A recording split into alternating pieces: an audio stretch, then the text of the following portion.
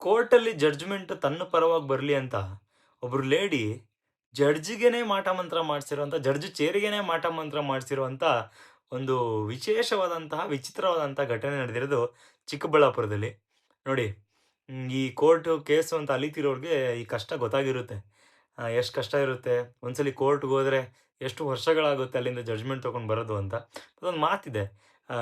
ಈ court case ಅಂತ ಅಲ್ಲಿಯವರೆಗೆ ಗೆದ್ದವನು ಸೋತ, ಸೋತವನು ಸತ್ತ ಅಂತ. ಯಾಕಂತ ಹೇಳಿದ್ರೆ ಅಷ್ಟು ವರ್ಷಗಳು ಕೋರ್ಟಿಗೆ ಅಲ್ದು, ಅಲ್ದು, ಅಲ್ದು ದುಡ್ಡಿದ್ದವನು ದುಡ್ಡು ಕಳ್ಕೊಳ್ತಾನೆ. ಬಟ್ ಗೆಲ್ತಾನೆ.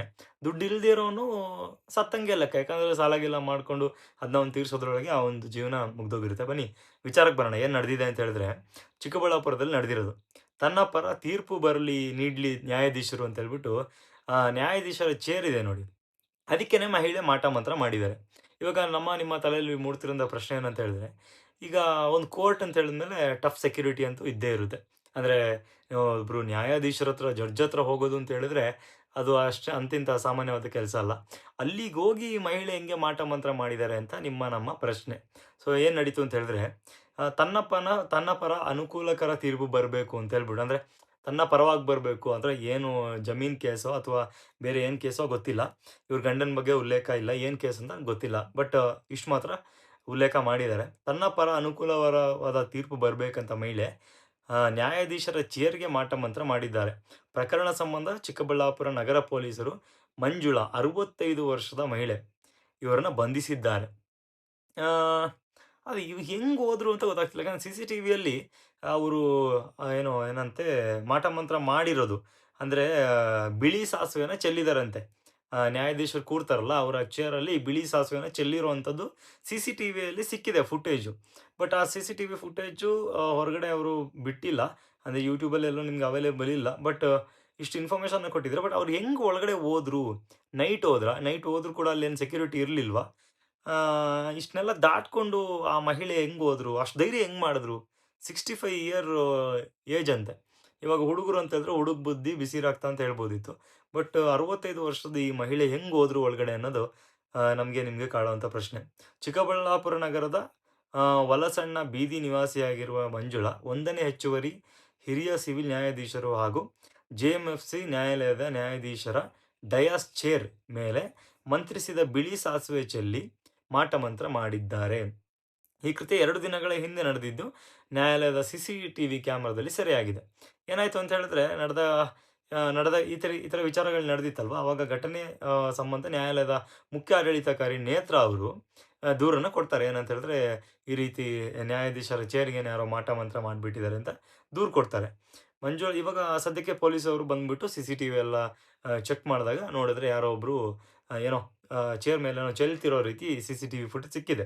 ಸೊ ಅದಾದ್ಮೇಲೆ ಮಂಜುಳಾ ಅವರನ್ನ ಪತ್ತೆ ಹಚ್ಚಿ ಬಂಧಿಸಿದ್ದಾರೆ. ಮಂಜುಳಾ ಅವರ ವಿರುದ್ಧ ಕರ್ನಾಟಕ ಅಮಾನವೀಯ ದುಷ್ಟ ಪದ್ಧತಿ ಹಾಗೂ ವಾಮಾಚಾರ ಪ್ರತಿಬಂಧಕ ಮತ್ತು ನಿರ್ಮೂಲನಾ ಅಧಿನಿಯಮ 2017ರ ಅಡಿಯಲ್ಲಿ ಪ್ರಕರಣ ದಾಖಲಿಸಲಾಗಿದ್ದು, ಸದ್ಯ ಆರೋಪಿಯನ್ನು ಬಂಧಿಸಲಾಗಿದೆ. ಬಂಧಿತ ಮಂಜುಳಾರನ್ನ ನ್ಯಾಯಾಲಯದ ಮುಂದೆ ಹಾಜರುಪಡಿಸಲಾಗಿದ್ದು, 14 ದಿನಗಳ ನ್ಯಾಯಾಂಗ ಬಂಧನಕ್ಕೆ ಒಪ್ಪಿಸಲಾಗಿದೆ. 14 ದಿನಗಳ ನ್ಯಾಯಾಂಗ ಬಂಧನ. ಅಂತ ದೊಡ್ಡ ಶಿಕ್ಷೆ ಆಗಲ್ಲ ಅಂತ ಅನ್ಸುತ್ತೆ. ಸ್ಟಿಲ್ ಈ ಕೋರ್ಟ್ ಕಚೇರಿ ಅಂತ ಅಲ್ಲವರಿಗೆ ಗೊತ್ತಿರುತ್ತೆ. ಎಷ್ಟು ಕಷ್ಟ ಇರುತ್ತೆ ಒಂದು ನ್ಯಾಯಾಲಯದಲ್ಲಿ ಒಂದು ಜಡ್ಜ್‌ಮೆಂಟನ್ನ ತಗೊಳ್ಳೋದು ಅಂತ. ಜಡ್ಜ್‌ಮೆಂಟ್ ತಗೊಳ್ಳೋದು ಬಿಡಿ.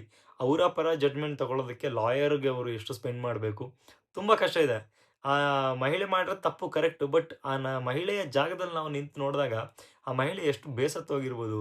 ಕೊನೆಗೆ ಮಾಟಮಂತ್ರ ಮಾಡಾದ್ರೂ ನಾನು ಜಡ್ಜ್‌ಮೆಂಟ್ ತಗೊಳ್ಬೇಕಂತ ಆ ಒಂದು ಡಿಸಿಷನ್‌ಗೆ ಬಂದಿದೆ ಅಂದ್ರೆ, ಅದು ಯಾವ ಲೆವೆಲ್‌ಗೆ ಬೇಸತ್ತೋಗಿರ್ಬೋದು ಅಂತ ಯೋಚನೆ ಮಾಡ್ಬೇಕು. ಯಾಕಂದ್ರೆ ಮೊನ್ನೆ ಒಂದು ಇನ್ಸಿಡೆಂಟ್ ನೋಡಿದೆ. ಒಬ್ಬ ಕೊಲೆ ಆರೋಪಿನ ಅಥವಾ ಯಾವುದೋ ಒಂದು ಕಳ್ತನನ ಏನೋ ಮಾಡಿ ಸಿಕ್ಕಾಕೊಂಡಿರುವಂಥ ವ್ಯಕ್ತಿಗೆ ಕೊಲೆ ಆರೋಪಿನೇ ಅನ್ಕೊಳ್ತೀನಿ. 10 ವರ್ಷಗಳ ಬಳಿಕ 10 ವರ್ಷಗಳು ಏನು ವಿಚಾರಣೆ ನಡೀತಂತೆ. ಅದಾದ್ಮೇಲೆ ಅವನಿಗೆ 20 ವರ್ಷನೋ 30 ವರ್ಷನೇನೋ ಅ, ತೀರ್ ತೀರ್ಪು ಸಿಕ್ಕಿದೆ. ಅಂದ್ರೆ 20 ವರ್ಷ ನೀನು ಜೈಲಲ್ಲಿ ಇರ್ಬೇಕಂತ. ಸೊ 10 ವರ್ಷಗಳು ನ್ಯಾಯಾಂಗ ಬಂಧನ ಜೈಲಲ್ಲೇ ಇರ್ತಾನೆ. ಮತ್ತೆ ಪುನಃ ಕೋರ್ಟಲ್ಲಿ ಹೋರಾಡಿ, ಹೋರಾಡಿ ಮತ್ತೆ ಪುನಃ 10 ವರ್ಷ ಆದ್ಮೇಲೆ ಜಡ್ಜ್‌ಮೆಂಟ್ ಬರುತ್ತೆ. ಸೊ ಯಾವ ಕೇಸ್ ಅಂತ ನಂಗೆ ಮರ್ತೋಗಿದೆ. ಬಟ್ ನೋಡಿ ಈ ಥರದ ಸಿಚುಯೇಷನ್‌ಗಳು ತುಂಬಾ ನಡೀತೆ. ಈಗ 10 ವರ್ಷದಲ್ಲಿ ಅವ್ನು ಸತ್ತೋಗ್ಬಿಟ್ರೆ, ಅವ್ನು ತೀರ್ಪು ಬರೋಕ್ಕಿಂತ ಮುಂಚೆ ಸತ್ತೋಗ್ಬಿಟ್ಟಿರ್ತಾನೆ. ಸೊ ಈ ರೀತಿಯ ನ್ಯಾಯಾಂಗ ವ್ಯವಸ್ಥೆಯಲ್ಲಿ ಕೆಲವೊಂದಿಷ್ಟು ಲೇಟ್ ಡಿಲೇಗಳಿರುತ್ತೆ. ಅದರಿಂದಾಗಿ ಕೊನೆಗೆ ಮಾಟ ಮಂತ್ರ ಮಾಡಾದ್ರೂ ನಾನು ತಗೊಳ್ತೀನಿ ಅಂತ ಹೇಳ್ಬಿಟ್ಟು ಈ ಮಹಿಳೆ ಚಿಕ್ಕಬಳ್ಳಾಪುರದ ಮಂಜುಳಾ ಅನ್ನೋರು 65 ವರ್ಷದವರು ಯೋಚನೆ ಮಾಡಿದ್ದಾರೆ ಅನ್ಸುತ್ತೆ.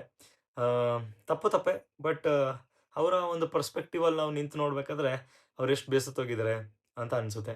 ಮೇ ಬಿ ಇದು ನನ್ನ ಪ್ರಕಾರ ಯಾವುದೋ ಜಾಗದ್ದೇ ಆಗಿರ್ಬೇಕು. ಯಾಕಂದ್ರೆ ಇಲ್ಲ ಅಂದ್ರೆ ಇಷ್ಟೆಲ್ಲ ಹೋರಾಡಿ ಜಡ್ಜ್‌ಮೆಂಟ್ ತಗೊಳ್ಬೇಕಂತ ಹೋಗುವಂಥ ಸಾಧ್ಯತೆ ಇಲ್ಲ. ಮೇ ಬಿ ಅವ್ರದ್ದೇ ಏನೋ ಫ್ಯಾಮಿಲಿ ಡಿಸ್ಪ್ಯೂಟಲ್ಲಿ ಏನೋ ಜಾಗ ಏನೋ ಸಿಕ್ಕಾಕೊಂಡಿರ್ಬೋದು. ಅಣ್ಣ ತಮ್ಮಂದ್ರು, ಅಕ್ಕ ತಂಗಿರು ಕೇಸ್ ಹಾಕೊಂಡು ಜಾಗ ಹೋಲ್ಡಲ್ಲಿ ಹೋಗಿರ್ಬೋದು. ಅದು ಬಿಡ್ಲಿ, ಅದು ನನ್ನ ಪರವಾಗಿ ಬರಲಿ ಅಂತ ಹೇಳ್ಬಿಟ್ಟು ಮಾಡಿರ್ಬೋದೇನೋ. ಇವ್ರಿಗೆ ಲಾಯರ್ ಏನು ಇರ್ಲಿಲ್ವಾ? ಲಾಯರ್ ಮೇಲೆ ನಂಬಿಕೆ ಇರ್ಲಿಲ್ವಾ? ಅಥವಾ ಏನ್ ಸ್ಟೋರಿ ಗೊತ್ತಿಲ್ಲ.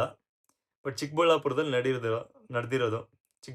ಬಳ್ಳಾಪುರದವ್ರು ಯಾರಾದ್ರು ನೋಡ್ತಿದ್ರೆ ದಯವಿಟ್ಟು ಕಮೆಂಟ್ ಮಾಡಿ. ಇವಾಗ ಕಾಡ್ತಿರೋ ಪ್ರಶ್ನೆ ಅದೇ. ಇವ್ರು ಹೆಂಗೆ ಹೋದ್ರು? ಹೆಂಗೆ ಕೋರ್ಟ್ ಒಳಗಡೆ ಹೋಗಿ ಆ ಮಾಟ ಮಂತ್ರ ಮಾಡಿದ್ರು? ಎಲ್ಲಿಂದ ಮಾಟ ಮಂತ್ರ ಮಾಡಿಸ್ಕೊಂಬಂದ್ರು? ಈ ಥರದ್ದೇನೋ ಅಕಸ್ಮಾತ್ ಇವ್ರಿಗೆ ಇವ್ರ ಪರ ಏನಾದ್ರು ಜಡ್ಜ್‌ಮೆಂಟ್ ಬಂದ್ಬಿಟ್ರೆ, ಇನ್ನ ಅಲ್ಲಿರೋರೆಲ್ಲ ಶುರು ಮಾಡ್ಕೊಂಡ್ಬಿಡ್ತಾರೆ. ನಾವು ಮಾಡಿಸ್ಬೇಕು ಅಂತ ಹೇಳ್ಬಿಟ್ಟು. ಬಟ್ ನನ್ಗನ್ಸೋದು ಈ ಮಾಟ ಮಂತ್ರ ಅನ್ಬೇಕಾದ್ರೆ ಕೆಲವೊಂದು ಸಿನಿಮಾಗಳನ್ನ ನೋಡ್ಬೇಕಾದ್ರೆ ಸ್ವಲ್ಪ ಭಯ ಬರುತ್ತೆ. ಯಾವುದು ಕನ್ನಡದಲ್ಲೇ ಕೆಲವೊಂದು ಫಿಲಮ್‌ಗಳಿದಾವೆ. ಈ ಶಿವರಾಜ್ ಕುಮಾರ್ ಅವ್ರದ್ದು ಒಂದು ಫಿಲಮ್ ಇದೆ. 'ಶಿವ' ಅಂತ ಏನೋ ಒಂದಿದೆ. ಆಮೇಲೆ ಆಹ್, ನಮ್ಮ ರವಿ ಬಸ್ರೂರವ್ರದ್ದು ಒಂದು ಫಿಲಮ್ ಇದೆ. ಈ ಮಾಟ ಮಂತ್ರದ ಬಗ್ಗೆ. ಅದೆಲ್ಲ ನೋಡೋಕೆ ಭಯ ಬರುತ್ತೆ. ಆಮೇಲೆ 3 ರಸ್ತೆಯಲ್ಲಿ ಮೊಟ್ಟೆ ಗಿಟ್ಟೆ ಹೊಡೆದಾಕಿರ್ತಾರೆ. ನಿಂಬೆಹಣ್ಣು ಮಾಡ್ರಿ ಹಾಕಿರ್ತಾರೆ. ಅದೆಲ್ಲ ನೋಡ್ಬೇಕಾದ್ರೆ ಈ ಬ್ಲಾಕ್ ಮ್ಯಾಜಿಕ್ಕು ಇವುಗಳ ಬಗ್ಗೆ ಎಲ್ಲ ಭಯ ಬರುತ್ತೆ. ಆಮೇಲೆ ಹುಲಿಕಲ್ ನಟರಾಜ್ ಅವರು ಹೇಳ್ಬೇಕಾದ್ರಂತೂ ಅವರು ಕೆಲವೊಂದು ವಿಚಾರಗಳನ್ನ ಏನು ಮಾಡೋದು, ಅದೆಲ್ಲ ಮಾಡಕ್ಕೆ ಸ್ವಲ್ಪ ಧೈರ್ಯ ಬರುತ್ತೆ. ಈ ಥರದ್ದೆಲ್ಲ ಇಲ್ಲ ಅಂತ.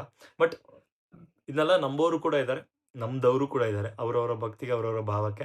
ಸೊ ದೇವ್ರನ್ನ ಹೆಂಗ್ ನಂಬ್ತಾರೆ ಹಂಗೆ ಈ ನೆಗೆಟಿವ್ ಎನರ್ಜಿ ಏನಂತಾರೆ ಅದನ್ನು ಕೂಡ ನಂಬ್ತಾರೆ ಅಂತ ಅನ್ಸುತ್ತೆ. ನೋಡೋಣ. ಕೊನೆಗೆ ಈ ಜಡ್ಜ್‌ಮೆಂಟ್ ಯಾರಿಗೋಗುತ್ತೆ ಗೊತ್ತಿಲ್ಲ. ಕಾದ್ ನೋಡ್ಬೇಕು. ಈ ಥರದೊಂದು ವಿಚಾರ ನಡೆದಿದೆ. Thank you. ಮತ್ತಷ್ಟು ವಿಚಾರಗಳು ಮುಂದೆ ಬರುತ್ತೆ. ಧನ್ಯವಾದಗಳು.